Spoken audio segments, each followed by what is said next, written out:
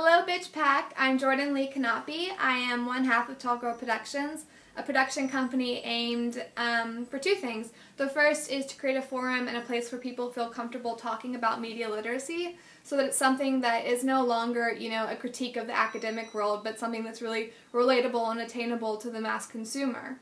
And the second is to create new work that is not so harmful in its representations of women. And what better way to do that than to have it actually be by women. So the first thing that we did was called the Damsel Collections, which was a collection of shorts that really pinpointed the stereotypes that women are often portrayed in within the media.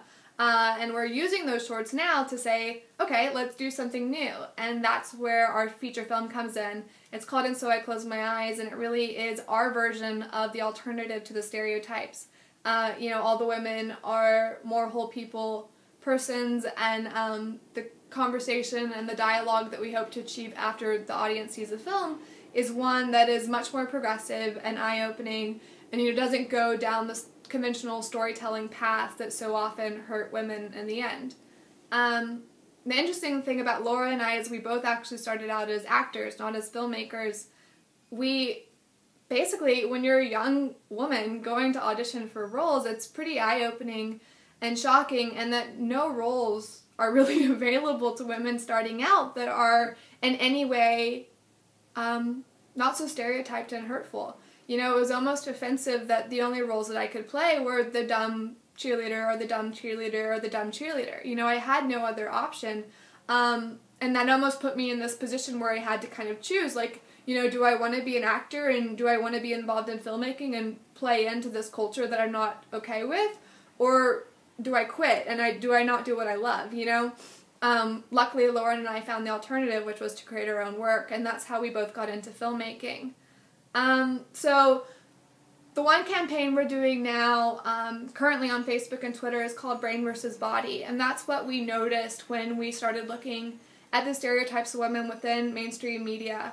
We saw that, there are so many stereotypes, and when you look at them, though, you're able to find that out of the many stereotypes, you can kind of cast them into these 5 different roles that all have to do with, different relationships that people have with things and with people. So, one is within the family, one's, material, one's, career, one's emotional. But we saw just within the cultural climate that we're in now, there was one stereotype that really stood out as being, the most bad. And since we're trying, obviously, to tackle stereotypes, which are so ingrained within our culture, and with even our language and the way that we tell stories, we thought that we needed to really tackle one stereotype that was so harmful, and kind of just, do away with the other stereotypes that weren't that big of a deal within this cultural climate that we're in now. So that stereotype is, of course, the virgin versus the whore. In the U.S., 1 out of 4 women has been raped. It's a pretty bad stat. Within the college years, it's 1 out of 3. I mean, what more facts do you need to hear before you start to understand that the virgin versus whore stereotype we see all the time in our media has this effect on the way that men treat women and women treat men and vice versa all around, The virgin versus whore stereotype is basically what we're after.